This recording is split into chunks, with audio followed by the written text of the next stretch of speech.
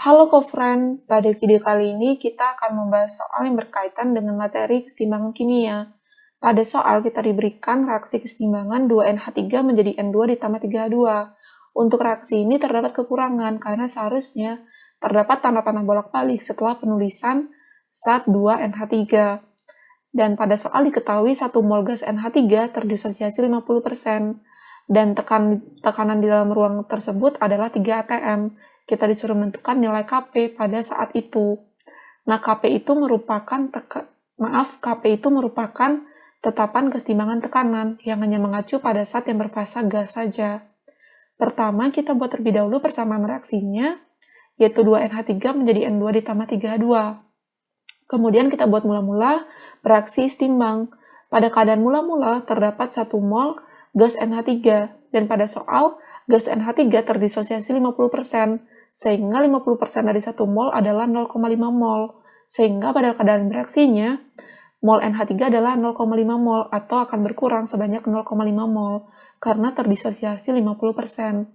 Nah, untuk N2 dan 3H2 dapat kita tentukan molnya dalam keadaan bereaksi dengan rumus koefisien yang ditanya dibagi koefisien yang diketahui dikali mol yang diketahui.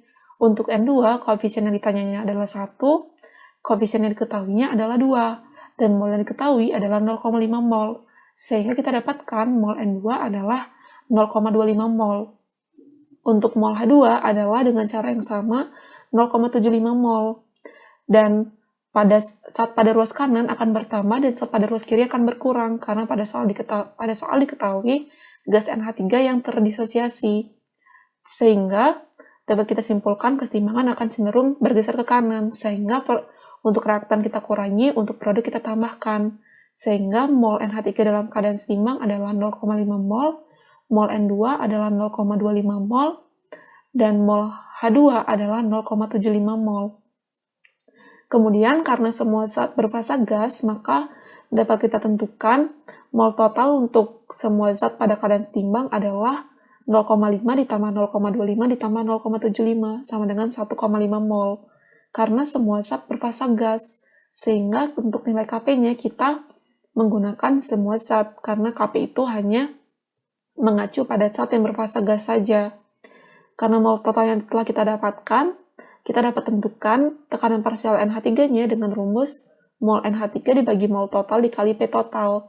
P totalnya adalah 3 atm, mol NH3 dalam keadaan setimbang adalah 0,5 mol, dan mol totalnya adalah 1,5 mol, sehingga kita dapatkan PNH3 adalah sebesar 1 atm. Kemudian, untuk tekanan parsial N2, dengan cara yang sama kita dapatkan 0,5 atm, dan tekanan parsial H2 dengan cara yang sama kita dapatkan sebesar 1,5 atm untuk H2. Sehingga untuk Kp-nya dapat kita tentukan dengan rumus tekanan parsial produk dipangkatkan koefisien dibagi tekanan parsial reaktan dipangkatkan koefisiennya.